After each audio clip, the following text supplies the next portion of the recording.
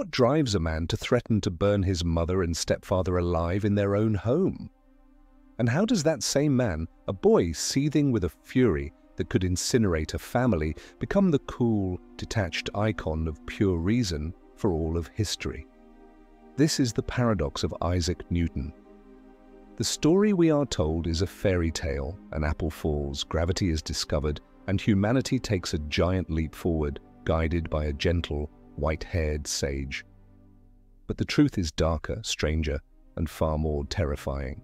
The man who gave us the architecture of the cosmos was not a benevolent guide. He was a creature of the shadows, a solitary predator forged in the crucible of abandonment and rage. His genius was not a gift to the world, it was a weapon he built for himself, brick by painstaking brick, in the lonely fortress of his mind. His story begins not with an apple, but with a wound that never healed. Born on Christmas Day in 1642, he was so small, so frail, they said he could fit into a quart mug. He was a ghost of a child, arriving in a world that seemed determined to reject him from the first breath. His father, an illiterate farmer, was already dead. A phantom Isaac would chase his entire life. Then came the ultimate betrayal. When he was just 3 years old, his mother, Hannah, remarried. Her new husband, the Reverend Barnabas Smith, wanted a wife, not a stepson. So Hannah left. She walked away from her tiny, fragile son, leaving him in the care of his grandmother. For the next 8 years, Isaac Newton was, in essence, an orphan whose mother was still alive. Imagine the silence of that house, the gnawing emptiness in a small boy's chest. The world had shown him its true face. It was a place of abandonment, a place where love was conditional and easily withdrawn.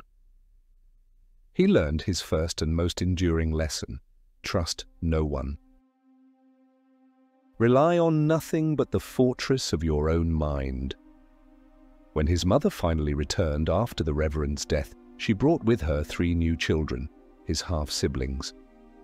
He was no longer just the abandoned son, he was a stranger in his own reclaimed home. It was during this period, in a fit of adolescent rage, that he made his confession in his private journal, listing his sins.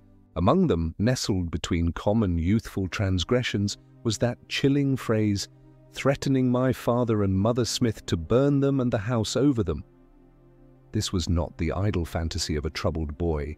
It was the mission statement of a soul that had declared war on the world. His intellect, the most powerful the world had ever seen, was incubated in this poison. It became his shield, his sword, his engine of revenge. At school, he was not the brilliant prodigy of legend. He was quiet, sullen, and largely ignored. But when a bully kicked him in the stomach, something snapped. Newton did not just fight back, he systematically destroyed the boy, first physically, and then in a move that would define his entire life intellectually. After beating him, he dragged him to the church wall and rubbed his face against the stone, a ritual of utter humiliation. He then decided he must defeat the boy in every arena, including academics. He transformed himself from an indifferent student into the top scholar. He wasn't chasing knowledge, he was hunting his enemy. This was the pattern he would repeat forever. An insult, real or perceived, would trigger a cold, methodical, and utterly annihilating response. His intellect was never a tool of pure discovery. It was a weapon of total war. When he arrived at Trinity College, Cambridge, in 1661, he was a ghost haunting the ancient stones. He was a subsizar, the lowest rank of student, performing menial tasks for his wealthier peers. He was the invisible boy once again, cleaning their chambers, running their errands, eating their leftovers. The humiliation was a constant grinding stone against which he sharpened his mind. He spoke to almost no one. He lived in a world of his own creation, a universe of numbers and symbols, a place where he was not the abandoned child or the servant scholar, but the absolute monarch. He devoured knowledge with a terrifying hunger, mathematics, optics, astronomy. But it was a joyless pursuit.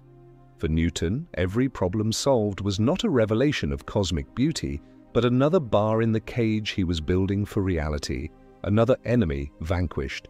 He sought not to understand the universe, but to subdue it, to force it to yield its secrets to his will alone. Here, in the Gothic gloom of Cambridge, the monster was taking shape.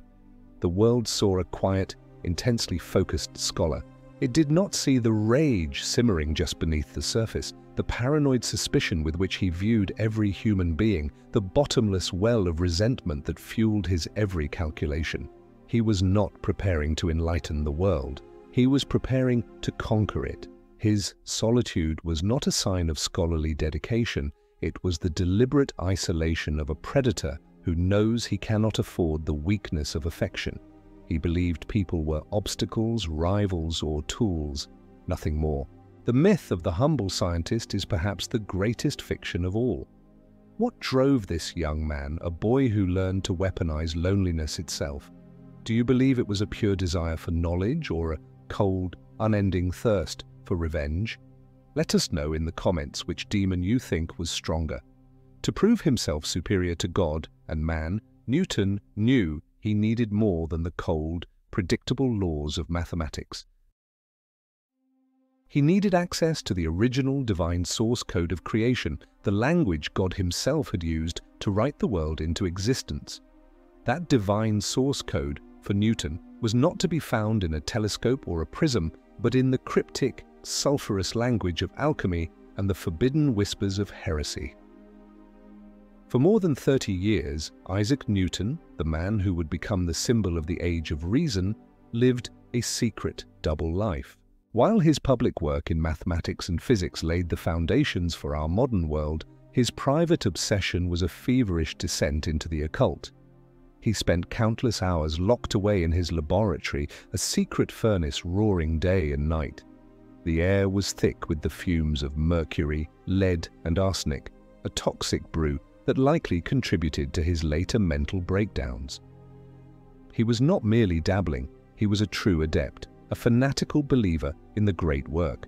He was searching for the philosopher's stone. This was not a metaphor. He believed in a substance that could transmute base metals into gold and, more importantly, grant eternal life. For Newton, the universe was not a dead machine running on mathematical principles. It was a riddle, a divine cryptogram set by God, and alchemy was the key. He amassed one of the largest libraries on the subject in the world, hunting down and copying ancient manuscripts by hand. He performed thousands of experiments, meticulously recording every detail in a coded language only he could understand. This was a dangerous game. Alchemy was deeply intertwined with magic and heresy, and discovery could have meant ruin. But Newton was driven by a belief that was as arrogant as it was profound. He believed he was one of the chosen few, a prophet to whom God would reveal the deepest secrets of creation. He sought to replicate the processes of the cosmos, to understand the vegetable spirit he believed animated all matter. This quest for the philosopher's stone was inextricably linked to an even more dangerous secret, his religious beliefs. Newton was a heretic. In an age when the doctrine of the Holy Trinity was the law of the land, enforced by the state, Newton was a radical anti-Trinitarian. He had secretly concluded after a lifetime of obsessive biblical study that the concept of the Trinity was a fraud, a corruption foisted upon Christianity in the 4th century. He believed in one God, a distant, terrifying Old Testament deity, and he saw Jesus Christ not as divine but as a divinely appointed prophet. This belief, if made public, would have cost him everything. He would have been expelled from Cambridge, stripped of his positions, and cast out as a blasphemer. His entire life was a tightrope walk over an abyss of exposure. To protect himself, he became a master of deception and secrecy, skills he would later use with devastating effect against his human enemies. He saw himself as a member of a secret brotherhood of true believers, stretching back through the ages, tasked with restoring the pure, original religion. He pored over the Book of Revelation, the prophecies of Daniel, and the architecture of Solomon's temple, convinced they held the coded timeline of human history and the precise date of the apocalypse. His theological writings run to millions of words, far more than he ever wrote on science. Science for him was merely one part of a larger, sacred quest. Physics could describe the laws of God's creation, but alchemy and prophecy could reveal God's mind. This was the true engine of his genius. His relentless drive to find a single, unifying theory of the universe was not just a scientific ambition, it was a religious one. He sought the divine unity that he believed the corrupt church had hidden. He was not a modern scientist in any sense we would recognize. He was the last of the ancient magicians, a man who stood with one foot in the new world of reason and the other firmly planted in the old world of shadows, secrets, and divine wrath. In his mind, there was no contradiction between the law of gravity and the search for the elixir of life. Both were simply different paragraphs in the same divine manuscript he was chosen to decipher. Newton sought the code of the universe in the Bible, and in people he saw only tools for his will or obstacles in his path. The same obsessive focus that allowed him to track the motion of the planets was turned to decoding ancient prophecies and manipulating the chemical elements.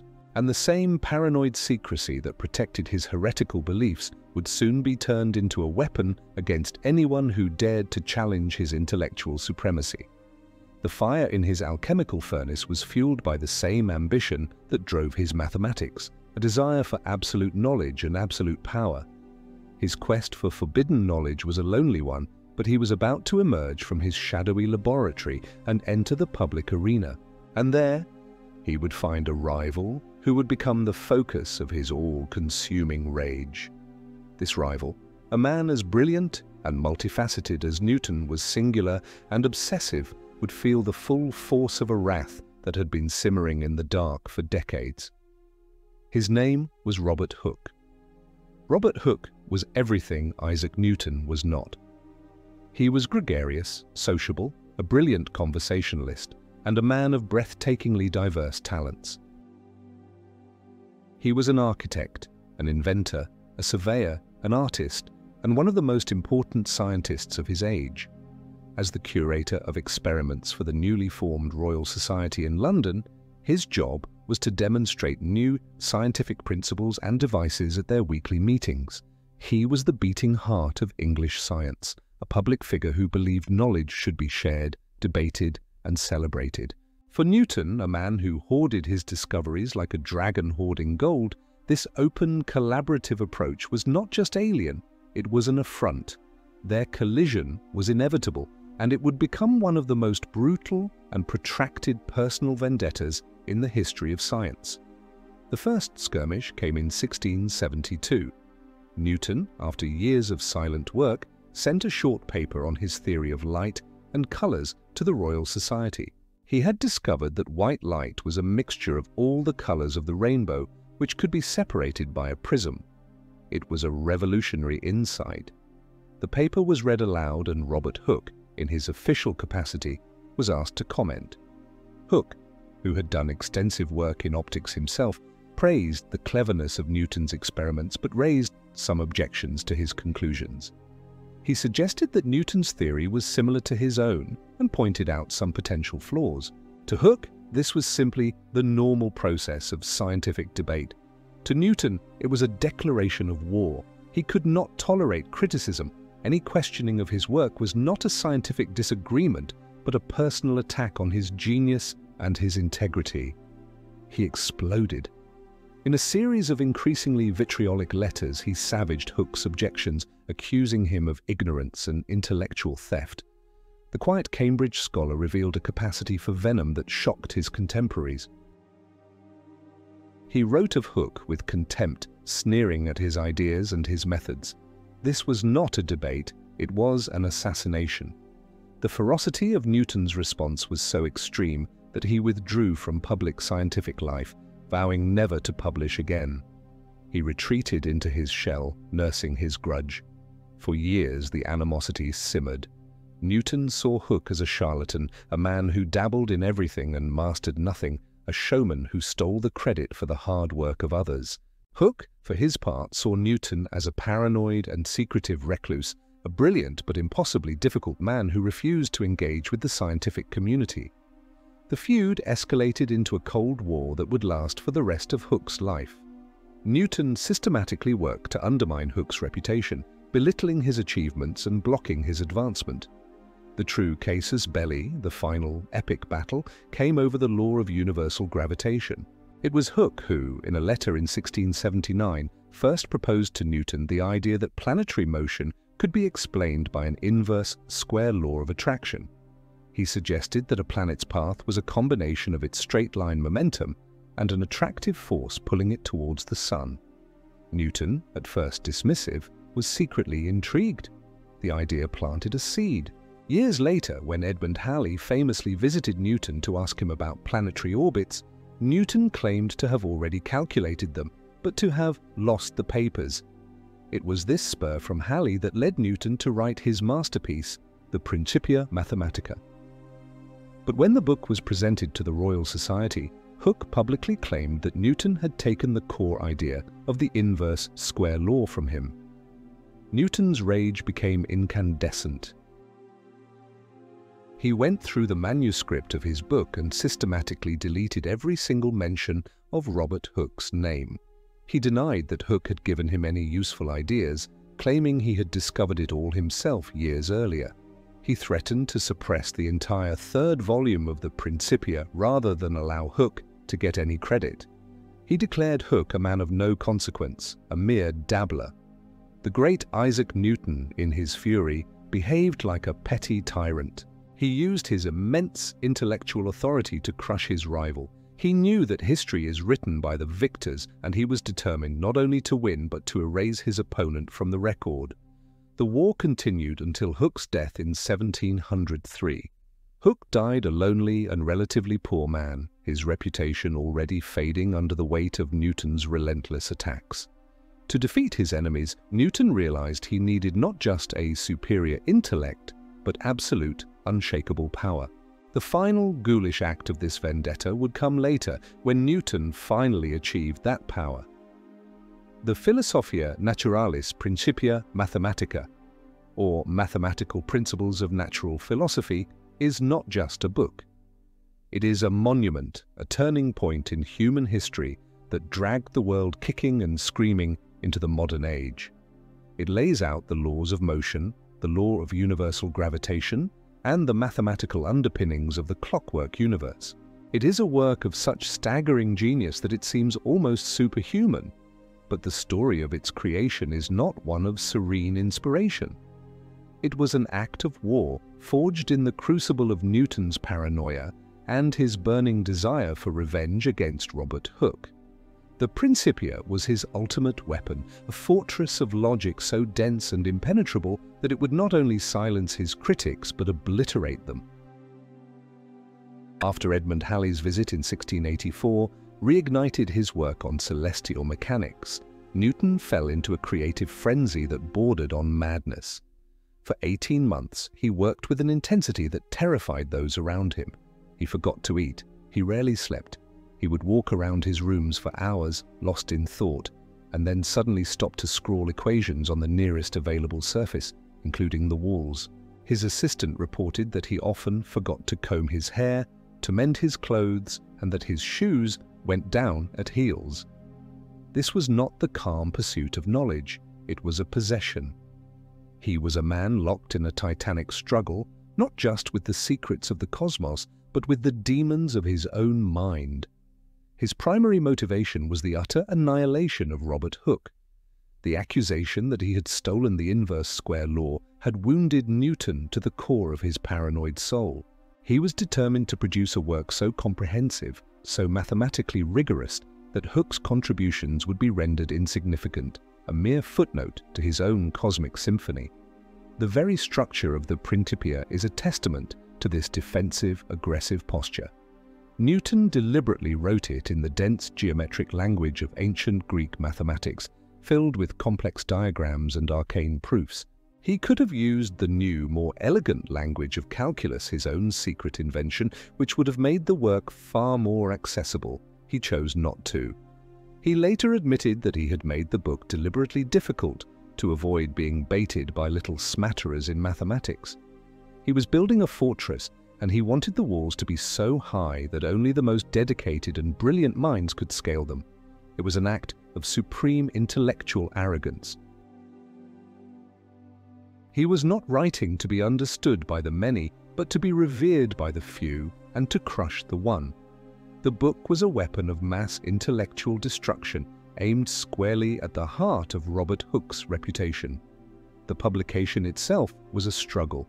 The Royal Society, which had initially promised to fund it, had just spent its entire budget on a lavishly illustrated history of fishes that had been a commercial disaster.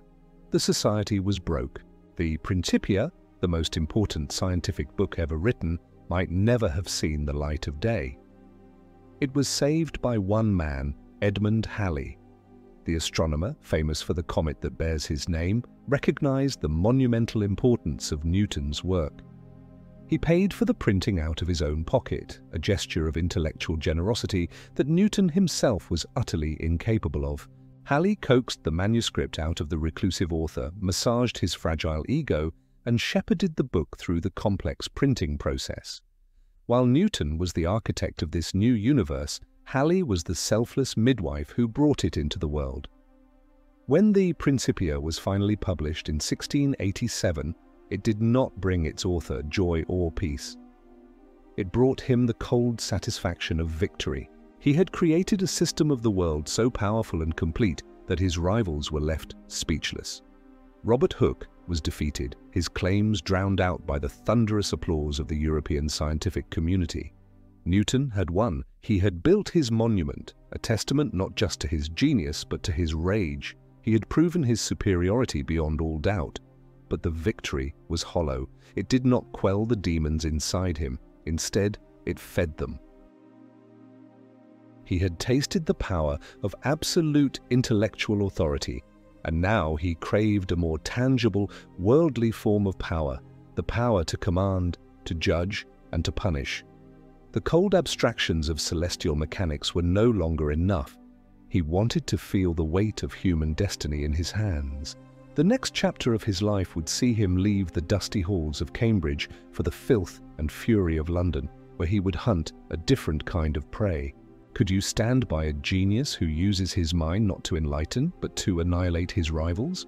Or is total victory, no matter the cost, the only thing that matters in the pursuit of greatness? Share your verdict in the comments. After the triumph of the Principia, Isaac Newton was a titan, a living legend. But he was also bored, restless, and nursing a simmering rage that his intellectual victories had failed to quench. He had conquered the heavens, but the world of men remained a frustrating, chaotic place. In 1696, at the age of 53, he made a shocking career change. Leveraging his newfound fame and political connections, he secured the position of Warden of the Royal Mint. It seemed a strange move for the world's greatest scientist, a comfortable bureaucratic post for his retirement years. But Newton had no intention of being a quiet bureaucrat. He saw an opportunity to exercise a new kind of power, a power of life and death. He was about to transform himself from a reclusive scholar into one of the most feared and effective manhunters in English history. The London Newton entered was a teeming, chaotic metropolis, rife with crime and corruption. The nation's currency was in a state of crisis. Years of war had led to widespread clipping and counterfeiting. Clipped coins with their silver edges shaved off were so common that the value of money was in freefall. The government's solution was the Great Recoinage, a massive project to recall all old currency and issue new, reliable coins with milled edges to prevent clipping. It was Newton's job, as Warden, to oversee this process and, more importantly, to hunt down the counterfeiters who threatened to derail it. He threw himself into the task with the same obsessive, terrifying energy he had once devoted to alchemy and physics. This was not a desk job for him. He became a detective, an interrogator, and a spy master. He prowled the stinking alleyways and sordid taverns of London's underworld, personally gathering evidence. He cultivated a network of informants and undercover agents, turning criminals against each other. He had the legal authority to summon and interrogate anyone he suspected, and he used it ruthlessly. In the dungeons of the Tower of London, the great scientist, the icon of pure reason, personally oversaw the questioning of hundreds of suspects. We have no definitive proof that he employed physical torture, which was officially illegal in England, but the line between aggressive interrogation and torture was thin. He used every tool at his disposal, threats, promises, psychological manipulation, to break the men he hunted. His meticulous mind, once used to track the orbits of comets, was now employed to untangle vast criminal conspiracies. He kept detailed records, cross-referencing testimonies, building inescapable cases brick by brick. He was not just enforcing the law, he was waging a holy war against the forces of chaos that threatened the economic stability of the kingdom, and he was merciless. In his 3 years as Warden, he successfully prosecuted over 100 counterfeiters. Dozens of them were sent to the gallows to be hanged, drawn, and quartered at Tyburn. Newton showed them no pity. He saw them not as desperate men, but as vermin to be exterminated. He who had spent his life in the abstract world of numbers now dealt in the grim currency of human lives.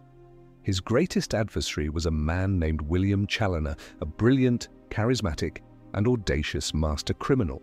Challoner was the Moriarty to Newton's Holmes. He was a master of disguise, a brilliant metallurgist, and the king of the London underworld, running a counterfeiting operation of astonishing scale and sophistication.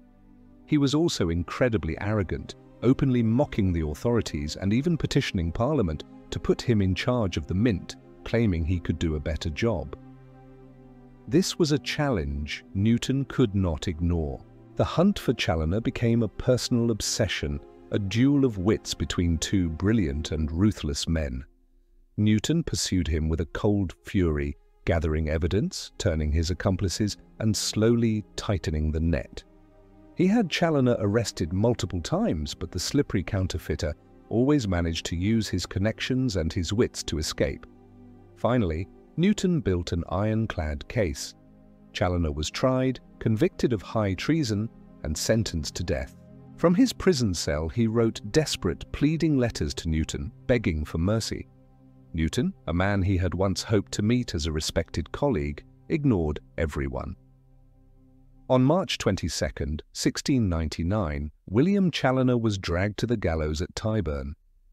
As a massive crowd watched, he was hanged, then cut down while still alive, disemboweled, and his body cut into 4 pieces. Isaac Newton, the man who had unveiled the divine mechanics of the universe, had sent him there. He had proven that his genius was not confined to the theoretical. It was a practical and deadly instrument of state power. His war against the counterfeiters was won, but another, even more bitter conflict was brewing, one that would pit him against the greatest mind in continental Europe. The war with William Challoner was fought in the shadows of London's underworld, a battle of wits and steel. But Isaac Newton was about to embark on another war, one fought with ink and paper, in the salons and academies of all Europe. This conflict would be bloodless but no less brutal.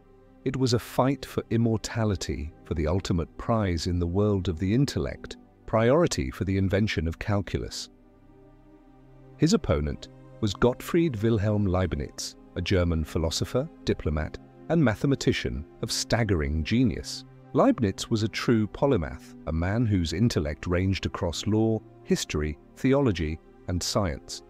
He was a cosmopolitan, a man of the world who corresponded with scholars across the continent, believing in the free and open exchange of ideas.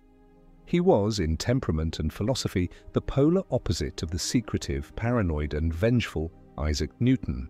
The dispute was a ticking time bomb. Newton had developed his version of calculus, which he called the method of fluxions, back in the 1660s, during his astonishingly creative years at Cambridge. But in his typical fashion, he kept it a secret. He circulated it among a few trusted friends, but refused to publish it, hoarding it like a private treasure. A decade later, in the 1670s, Leibniz, working independently in Paris, developed his own version of calculus. Unlike Newton, Leibniz understood the power of a clear and effective notation. The familiar dx dy and the integral sign we use to this day are his inventions. And, most importantly, Leibniz published his work in 1684.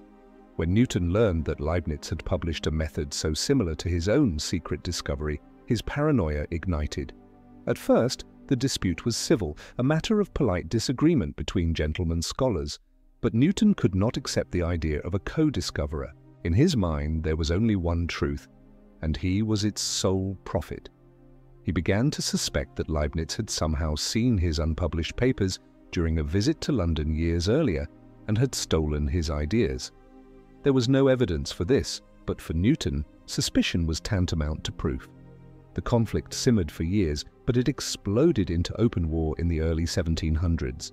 Newton, now the powerful and autocratic president of the Royal Society, decided to destroy Leibniz once and for all. He orchestrated a campaign of breathtaking cynicism and dishonesty.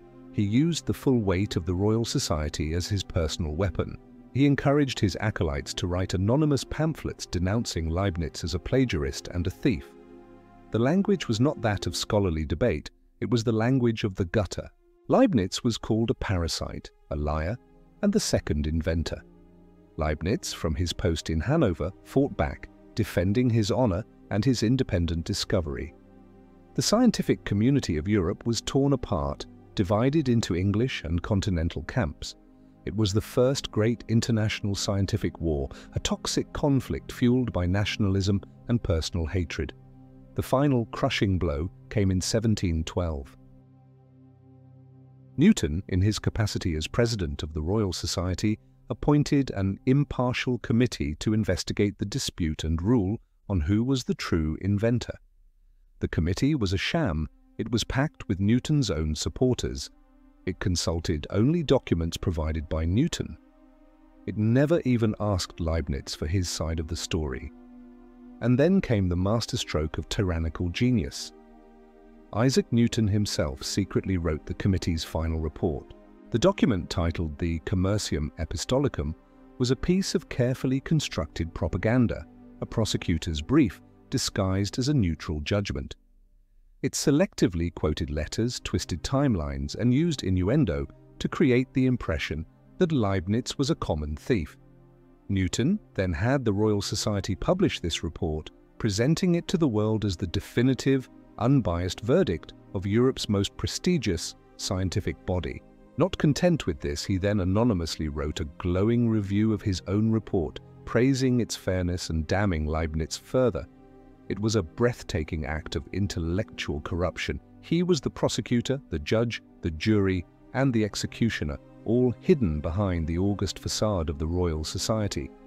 Leibniz was shattered, his reputation was ruined, his health failed, and he died in 1716, a broken and embittered man. So few people attended his funeral that an eyewitness reported he was buried more like a robber than what he really was, the ornament of his country.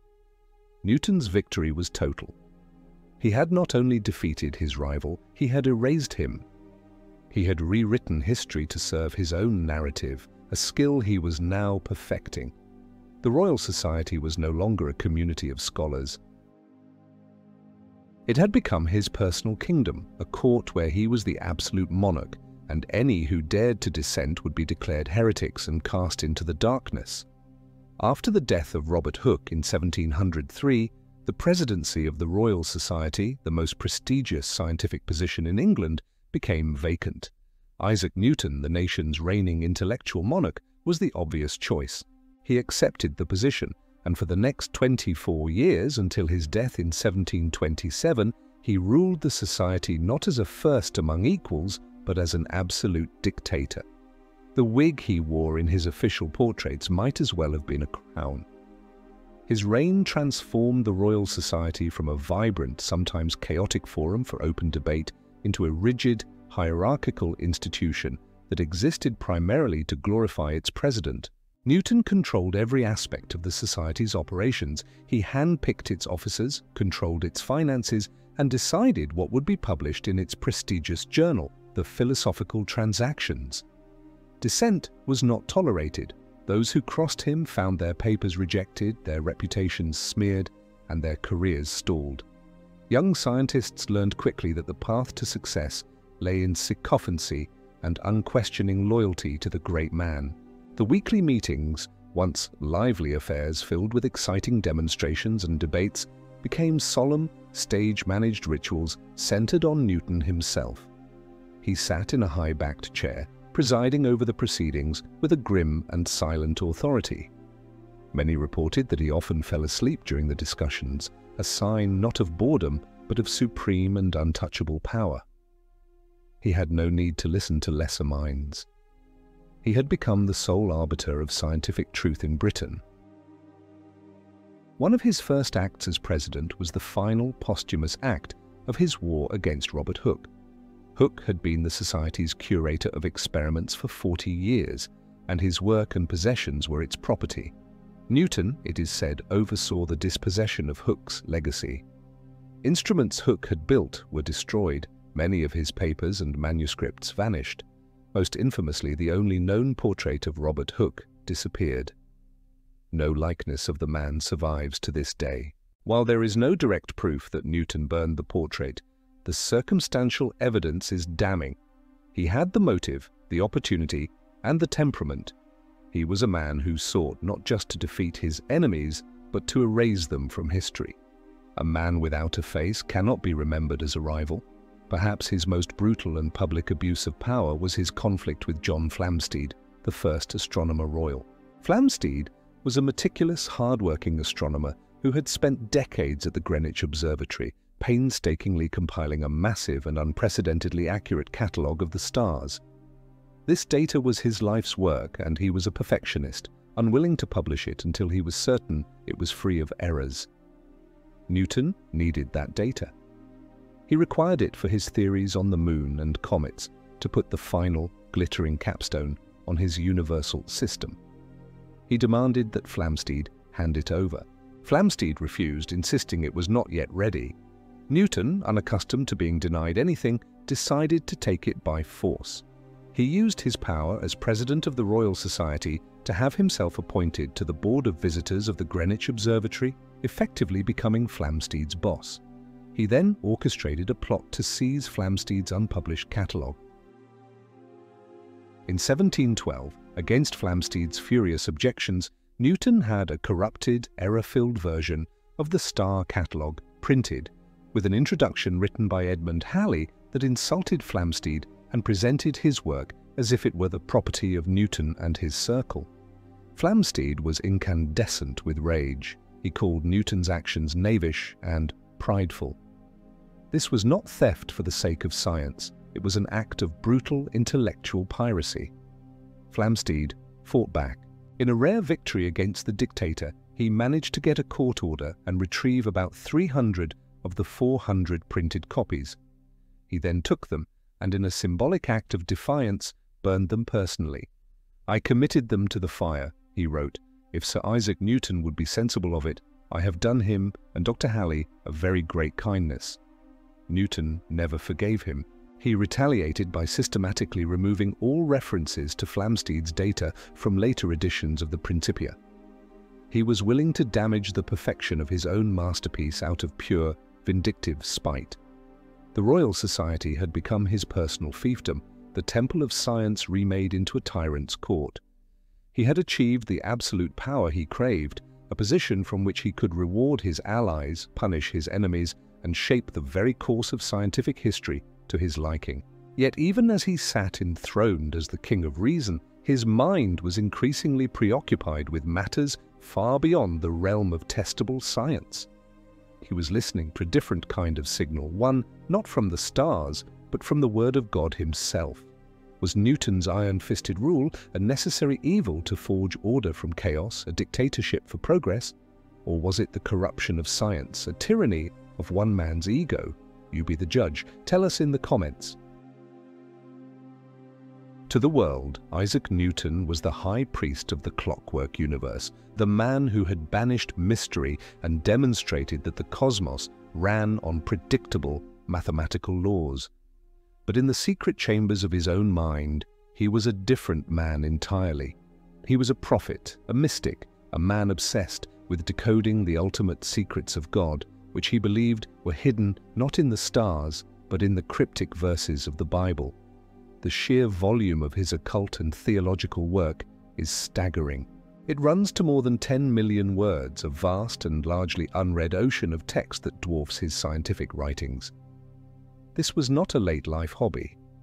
It was his lifelong primary obsession. For Newton, physics and mathematics were a sideshow, a preliminary exercise. His true ultimate goal was to reconstruct the pure, uncorrupted religion of the first Christians and to calculate the precise timeline of God's plan for humanity, up to and including the date of the apocalypse. He believed the Bible was a divine cryptogram. Every verse, every number, every architectural detail of Solomon's temple was part of a celestial code. He brought the full force of his mathematical genius to bear on this task. He learned Hebrew. He cross-referenced ancient texts. He filled thousands of pages with intricate calculations, attempting to synchronize biblical prophecies with the course of human history. This was the grand unified theory he was truly after, one that would unite heaven and earth, history and prophecy under a single divine equation. He was particularly obsessed with the Book of Daniel and the Book of Revelation. He saw in their strange beasts and mystical numbers precise, preordained schedule of future events. He calculated the rise and fall of empires, the coming of the Antichrist, whom he identified with the Trinitarian corruption of the Roman Catholic Church, and the eventual second coming of Christ. In a manuscript written around 1704, he made his most famous prediction. After analyzing the prophetic time, times, and half a time, he concluded that the world would not end before the year 2060. This was not a wild guess. It was the result of decades of painstaking, obsessive, and wholly irrational calculation. His image as a cold rationalist is a carefully constructed lie. Newton was a religious fanatic, a visionary who believed he had been chosen by God for this sacred task. His arrogance was cosmic in scale. He believed that just as God had created the universe for humanity to understand through science, he had created the prophecies for a chosen few, like Newton himself, to interpret. He saw himself walking in the footsteps of the great prophets of old. This fanatical worldview explains the ferocity of his attacks on his enemies. When he fought Robert Hooke or Gottfried Leibniz, he was not merely defending his scientific priority. He was engaging in a holy war. In his paranoid mind, his opponents were not just intellectual rivals, they were agents of corruption and chaos, obstacles to God's plan, and servants of the Antichrist. His anti-Trinitarian heresy was central to this belief system. He believed the doctrine of the Trinity was the great apostasy, the abomination of desolation spoken of in the prophecies. By attacking it, he was not just a heretic, he was a holy warrior fighting to restore the one true faith before the end times. The world has chosen to remember Newton the scientist and forget Newton the prophet. It is a more comfortable, less disturbing story. We prefer our geniuses to be rational, secular saints. But to understand Newton, we must embrace the paradox. His scientific breakthroughs were not the product of a modern, secular mind. They were a byproduct of a medieval, mystical quest. His desire to find simple, universal laws in nature was an extension of his belief in one, all-powerful, law-giving God. The same mind that could conceive of universal gravitation was equally capable of believing that the dimensions of a long-vanished temple in Jerusalem held the key to the date of the final judgment. The man who gave us the foundations of modern physics spent most of his life chasing phantoms, decoding dreams, and preparing for the end of the world. He sought a truth that was far grander and more terrifying than the orbits of the planets. He sought the mind of God itself. But while his mind soared through prophetic timelines and cosmic designs, his heart remained a cold, desolate, and uninhabited landscape. He could map the heavens, but he could never navigate the simple terrain of human connection. The man who explained the force that holds the universe together was himself a universe of one, a solitary star collapsing under the weight of its own gravity. Isaac Newton's public life was a saga of titanic intellectual battles and the ruthless acquisition of power. His private life, however, was a story of profound and absolute emptiness. He was a man who understood the laws of motion but never experienced the warmth of human affection. He built a cosmos in his mind but lived in an icy desert of the heart. Newton never married. It is almost certain that he died a virgin. He had no romantic relationships of any kind. He seemed to view women, like most men, with a mixture of suspicion and indifference. The very idea of intimacy, of exposing his true self to another, was likely terrifying to him. The walls he had built around his mind in childhood to protect himself from the pain of abandonment had become an impenetrable fortress. No one could get in, but he could never get out. He had no friends in the true sense of the word. He had allies, acolytes, and subordinates, but no equals with whom he could share his thoughts and fears. His relationships were purely transactional. People were either useful to him or they were enemies. He was incapable of the easy give and take of friendship. Conversation with him was often a monologue or an interrogation. He lacked the basic grammar of human connection, empathy, humor, and vulnerability. He who could speak the language of the cosmos was a mute in the language of the soul.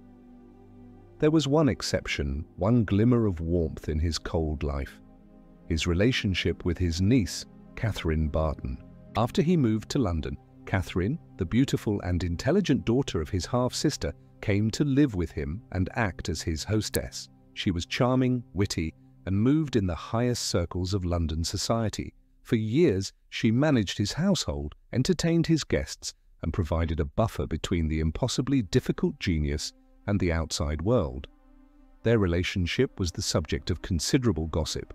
Catherine was also the mistress of Charles Montague, the Earl of Halifax, who was Newton's patron and the man who had secured him his position at the Mint. Rumours swirled that Newton had used his beautiful niece as a pawn to advance his career, essentially trading her to Montague for political favour. Others whispered of an incestuous attachment. The truth is likely more complex and far sadder. Catherine may have been the only human being Newton ever truly loved in his own strange and stunted way. But he was incapable of expressing it in a normal, healthy manner. He was her guardian, but in many ways she was his keeper. Even this relationship, however, did not cure his profound isolation. His life was punctuated by periods of intense mental anguish. In 1693, he suffered a complete nervous breakdown, what he called a distemper. He fell into a deep depression, suffered from insomnia and memory loss, and accused his few acquaintances, like the philosopher John Locke, of betraying him. He wrote wild, accusatory letters, severing ties and descending into a maelstrom of paranoia. "I am extremely troubled at the embroilment I am in," he wrote, "and have neither ate nor slept well this 12-month, nor have my former consistency of mind." Many historians believe these breakdowns were caused by a combination of exhaustion, the stress of his intellectual combat, and severe mercury poisoning from his decades of alchemical experiments. Mercury was known as the Mad Hatter's disease for a reason. His genius came at a terrible price. He had sacrificed everything for it: love, friendship, family, and peace of mind. He was a god in the world of the intellect, but a beggar in the world of human emotion. Was the game worth the candle? He gave humanity the universe, but he could never share a simple moment of unguarded joy with another person. He could calculate the tides of the oceans, but he knew nothing of the tides of the human heart. In his final years, he was a lonely old man, burdened by fame, trapped in the prison of his own mind. He had defeated all his enemies, achieved all his ambitions, but he was still the abandoned little boy from Woolsthorpe, trusting no one, loving no one, alone with the terrifying silence of the cosmos he had conquered. His death, like his life, was a solitary affair. But the story of Isaac Newton was far from over. After his death, a new process began: the deliberate, systematic creation of a myth. The monster was about to be remade into a saint. When Isaac Newton died in 1727, he was buried with the pomp and ceremony of a king in Westminster Abbey. The greatest minds of England were his pallbearers. His death marked the end of an era, but it was also the beginning of a legend. The man who was buried was a complex, vengeful, and obsessive alchemist and heretic. The man who would be remembered was a secular saint, a plaster icon of pure, dispassionate reason. The 18th century, the age of enlightenment, needed a hero. It needed a symbol for its new faith, a faith in reason, in progress, and in the power of the human mind to overcome superstition and ignorance. The real Isaac Newton, the secretive tyrant, the religious fanatic, the ruthless manhunter, was entirely unsuitable for this role. So, history gave him an edit. A myth was born. The chief architect of this myth was the French philosopher Voltaire. After spending time in exile in England shortly after Newton's death, Voltaire became the great popularizer of Newton's ideas on the continent. But he didn't just popularize Newton's science, he popularized a new, sanitized version of Newton the man. In his Letters on the English Nation, Voltaire presented Newton as the perfect embodiment of the rational philosopher, humble, modest, and wholly dedicated to the empirical pursuit of truth. He was the man who had banished the supernatural and replaced it with the clear light of mathematics. This was a deliberate and brilliant piece of propaganda.